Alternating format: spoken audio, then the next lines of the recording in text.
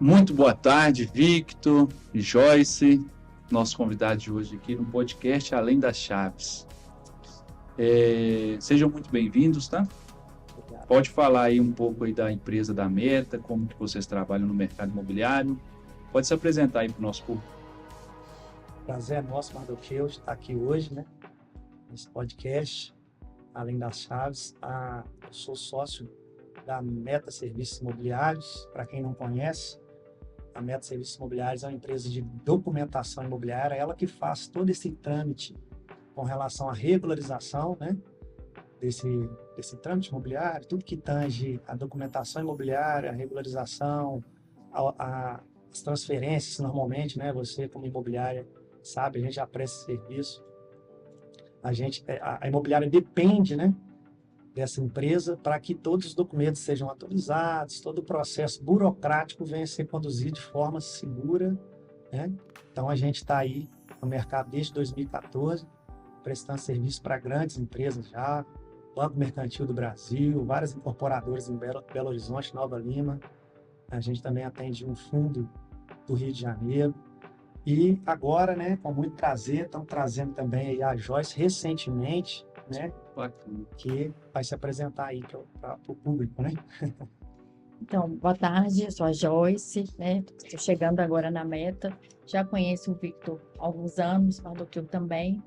E agora vamos aí, né? Além das chaves, levar para as pessoas ali a segurança jurídica do sonho, né? Que é a casa própria, que é seu imóvel, o seu patrimônio. Que legal. A história de vocês inspiram aí muitas pessoas. Eu acredito que depois, né, de concretizar, é o segundo passo para aquela pessoa, o cliente que está comprando, fazer algo com segurança, né? Eu vou estar fazendo algumas perguntas para vocês. Acredito que são perguntas que o nosso público, o nosso cliente precisa saber, que isso aí vai facilitar muito no dia a dia, como que eles vão adquirir o seu imóvel. A primeira pergunta é a seguinte, isso é uma pergunta de um cliente que nos fez: quais são os principais documentos que devem ser analisados antes mesmo de visitar um imóvel? Quem vai responder aí essa pergunta? Eu vou falar um pouco, a Joyce complementa, né, Joyce? E aí o que faltar, eu falo o seguinte, por exemplo, a gente começou a atender a Marfusa aqui em Lagoa Santa, um exemplo, tá? De uma dificuldade que a gente teve, que era o quê? Os itens principais para a gente ter uma segurança do imóvel que a imobiliária está recebendo. A gente pede a certidão da matrícula do imóvel, mesmo que esteja desatualizada, a gente atualiza isso para o nosso cliente, a guia de IPTU.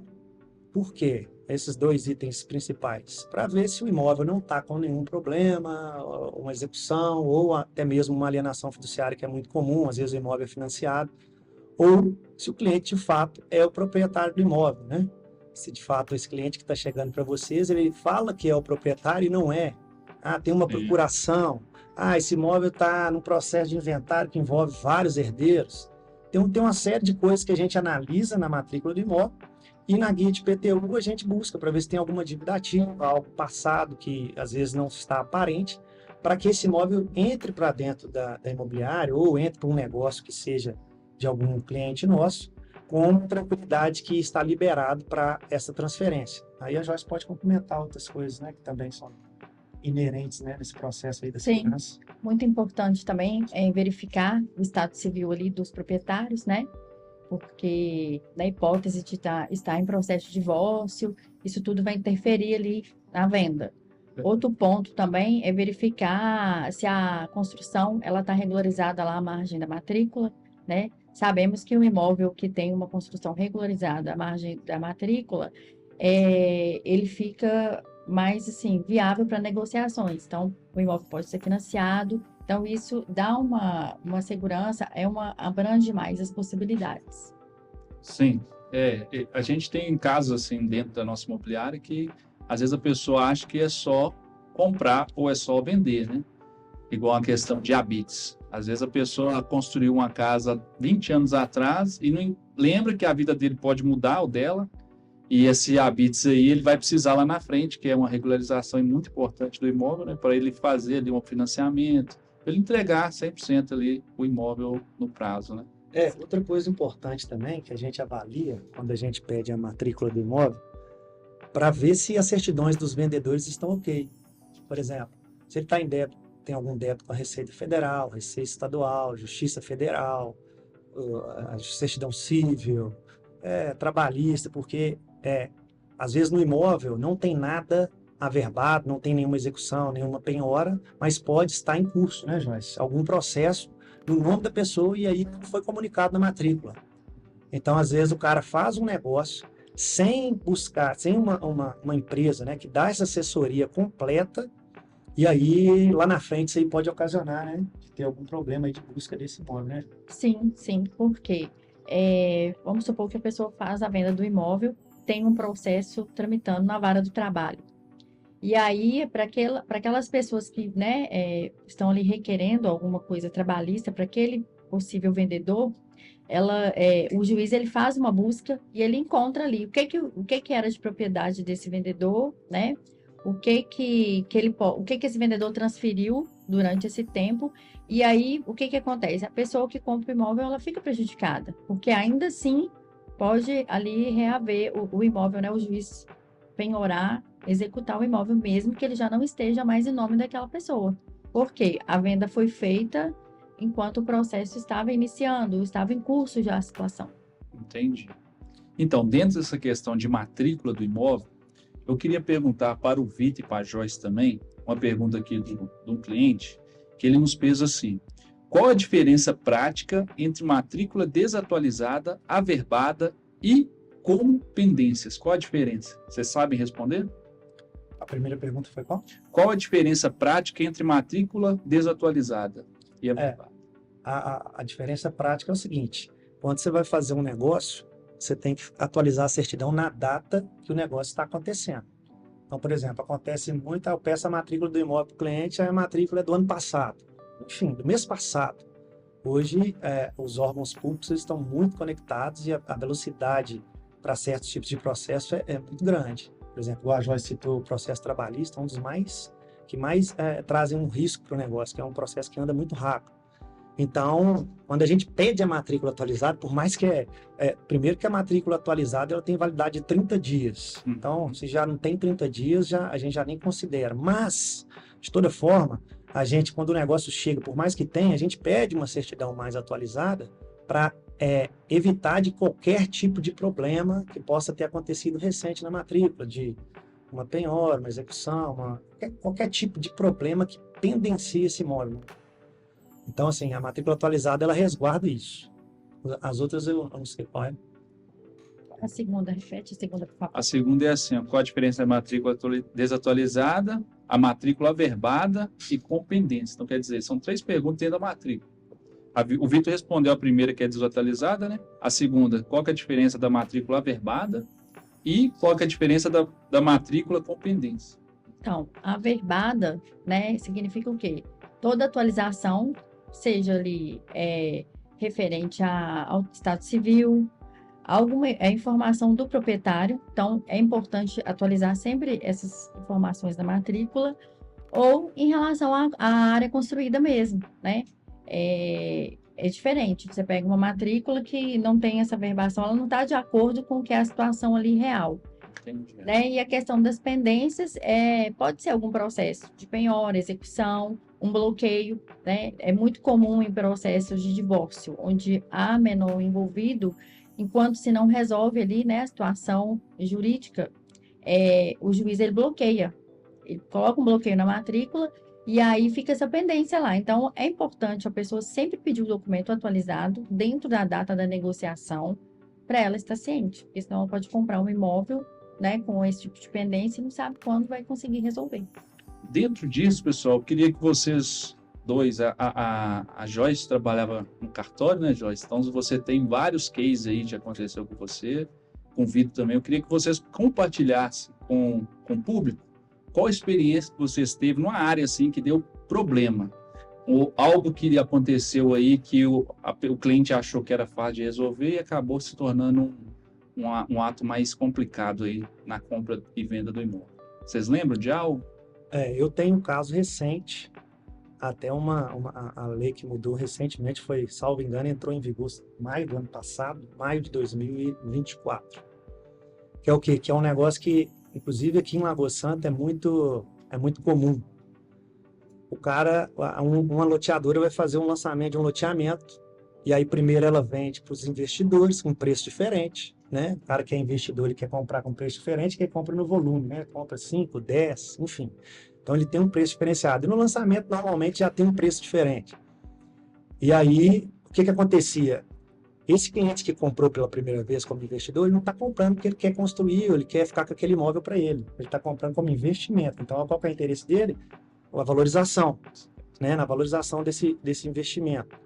E aí, normalmente, né, quando esse empreendimento ele é entregue, com toda a infraestrutura e tudo, ele já tem essa valorização. Então, normalmente, em 24 meses, ele já tem uma valorização bacana, vamos dizer assim, de 30% do que ele investiu.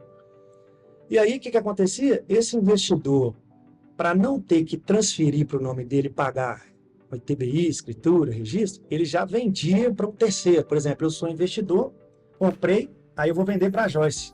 O que eu fazia? Eu ia lá na loteadora, fazia um contrato de gaveta, uma cessão de direitos, pagava uma taxa, a loteadora me autorizava a transferir direto para a Joyce, sem recolher os impostos. E aí, depois a Joyce transferia para você. Isso tudo sem recolher os impostos. E aí, isso aí dava certo. Porém, recentemente agora, essa cessão agora ela está vedada, ela não pode ser feita dessa forma. Tanto que peguei um caso, um imóvel de um cliente da Patrimar, lá em Nova Lima, que adquiriu a cessão de direitos em março de 2024. Ele era médico, um médico cirurgião muito corrido, aí ele demorou um ano, e procurou esse ano para fazer a transferência. Aí 2 meses depois a lei entrou em vigor.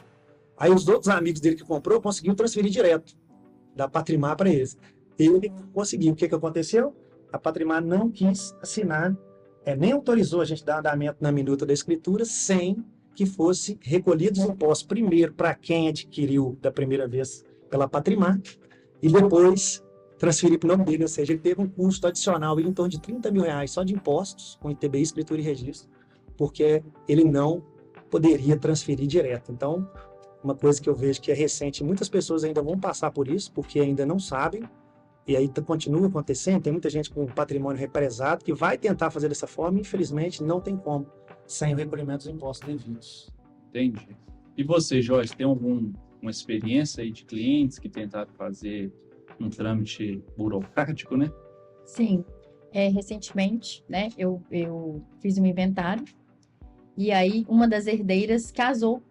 Ela casou 3 vezes. O segundo casamento foi pelo regime da comunhão universal de bens.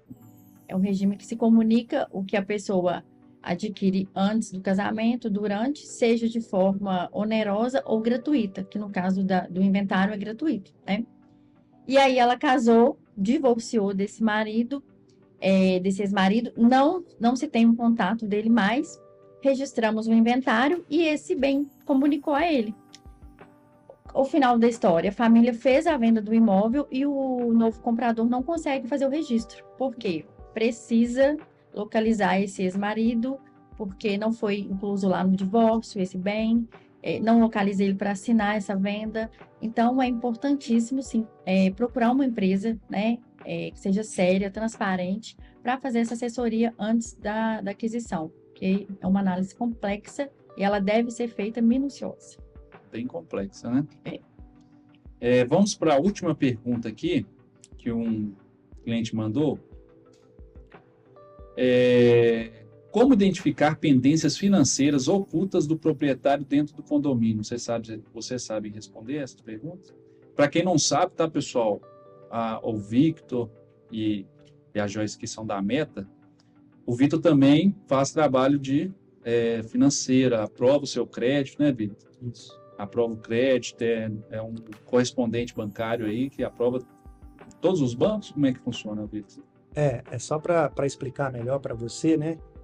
Que às vezes, principalmente hoje, que é a moeda mais cara que existe, que é o tempo do cliente, a gente consegue fazer a cotação em todos os bancos, as instituições financeiras, sem que você saia da sua casa, gerando toda a comodidade, né? Em muitos casos aqui, inclusive, que a gente teve aqui na Marfus, a gente pegou o gerente do banco, que foi aprovado o crédito às vezes no Bradesco, no Itaú, a gente solicitou que o gerente fosse até a casa do nosso cliente. Às vezes era um atleta de futebol ou um grande empresário que não tinha tempo para fazer isso. Foi até o cliente, com todos os formulários já preenchidos, crédito aprovado, assinou com o cliente, assinou na residência dele, depois o contrato também, as vias do contrato de financiamento também assinou diretamente na residência do cliente. Então, isso assim, já gera todo um diferencial, né, para o nosso trabalho com relação à aprovação do crédito de financiamento bancário para imóveis. Porque, às vezes, o cliente ele acha que ele vai até o banco e vai ser mais rápido, o gerente dele vai conseguir uma taxa melhor. E, pelo contrário, esse tipo de operação ela não corre mais dentro do banco. Porque os bancos eles não têm mais braço para atender essas demandas. Por mais que o gerente, às vezes, vá te atender, não é na velocidade que o negócio exige. Porque, às vezes, você já assinou um contrato com cláusulas de multas contratuais e lá dentro o gerente ele não tem essa velocidade com esse senso de urgência que a Meta atua já há bastante tempo. Vocês entenderam a pergunta? Como identificar pendências financeiras ocultas do proprietário dentro do condomínio? Existe isso? Pendências ocultas financeiras? Normalmente, né, o condomínio, até por questão de regra, né, tem a convenção de condomínio, tem uma série de regras.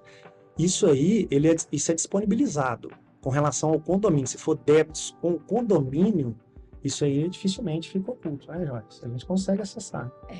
Na verdade, a gente, né, faz uma consulta lá na administração do condomínio, solicita ali, pega os dados do cliente, o imóvel, e faz essa consulta. Solicita ali uma negativa de débitos condominiais. Então, é possível sim a gente descobrir. Na verdade, isso é um requisito, né? Isso é um requisito para um negócio que vai ali trabalhar de uma forma diligente. Que isso aí é uma diligência que a gente se propõe a fazer, principalmente, às vezes, na compra e venda à vista, isso não é muito solicitado, tá? Mas é um documento importante. Por quê? Porque depois o cara já comprou à vista. O banco, normalmente, ele já exige essa declaração negativa. Já houve casos assim. A imobiliária vendeu, isso com condomínio em Confins. A imobiliária vendeu e quando foi ver já tinha assinado contrato, era à vista, tinha dado sinal, para ir para a escritura, viu que tinha débitos de condomínio, assim, débitos caríssimos. A pessoa não pagar condomínio há 3 anos. Então é um ponto aí importante, né? Antes também de tudo, verificar essa questão. Porque senão o comprador ali, né, ele fica muito, onera muito, porque já fez a escritura. Já teve um acordo, né? Assinou até o contrato e o pessoa não sabe que vai ter mais um custo. Já formalizou ali a negociação e a pessoa não está nem sabendo. Então é um ponto aí. O vendedor já recebeu.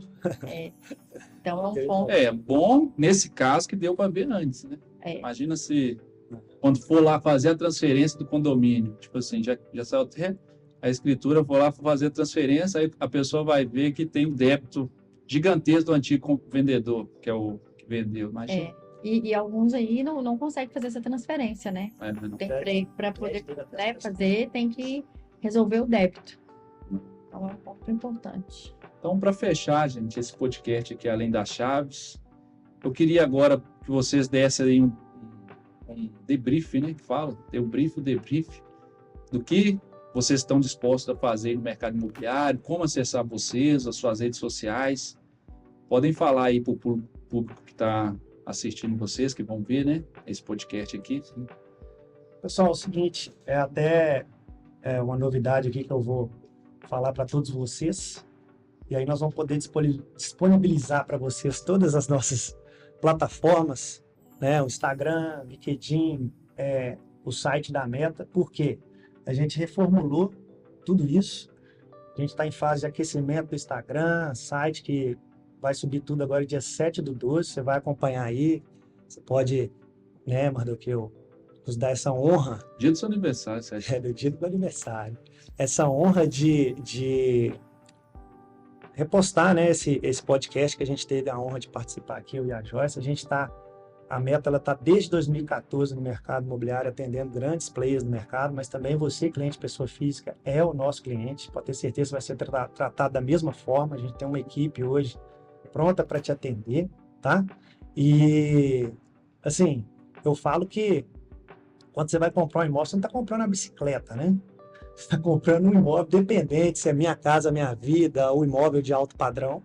Você está comprando algo que é um sonho, né? Que exige um esforço, um sacrifício, independente se o cara já tem 10, 15 imóveis, ele não quer perder esse patrimônio.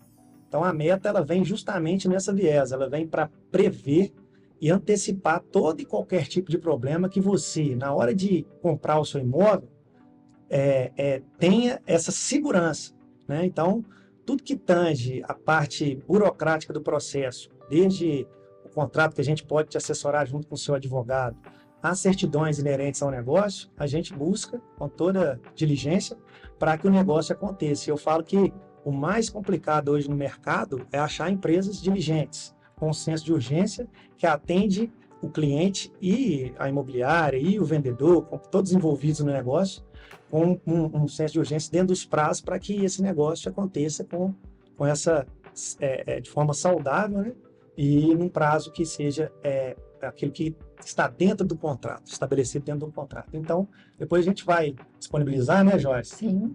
No domingo vai subir tudo isso, se Deus quiser, e aí nós vamos poder estar passando para vocês aí que né, querem nossos serviços. Aí. Queremos sim, precisamos sempre como imobiliária. Só reforçando, né, o que o Victor falou, o nosso objetivo é oferecer um trabalho aí transparente, honesto, né, que vai ali cuidar do sonho da pessoa, né, porque é muito fácil, eu quero um imóvel, eu quero uma casa, beleza, mas e por trás disso tudo?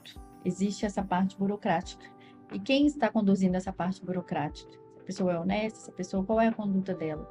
Então, é o que vem muito, né, o nosso princípio. Ô, Joyce, dá uma olhadinha para a câmera lá e fala para o público lá. Porque eu acho que muitas pessoas, Mardoqueu, vão conhecer a Joyce, que está falando para o Mardoqueu, está falando para cá, mas você tem que falar para lá para o pessoal te reconhecer de onde você ficou lá 12 anos trabalhando, né, no registro de imóvel da Valia. Sim. Exatamente. Então, agora você tem aqui na meta, assessorando as imobiliárias também. Sim, vem lá, né, do registro de imóveis de Nova Lima, onde ali aprendi muitas coisas, construí muitos relacionamentos, um deles, né, tá aqui o Victor, Mardoqueu, e agora estamos aí, né, na meta para expandir e transformar ali da melhor forma possível, né, deixando o nosso cliente seguro, né, e feliz ali com o sonho dele. Pessoal, finalizamos aqui mais um podcast Além das Chaves. Se você curtiu esse conteúdo, clica aqui no sininho, compartilha e também nos siga lá no Instagram, @Além das Chaves. E logo, logo teremos mais novidades para vocês aqui no nosso canal.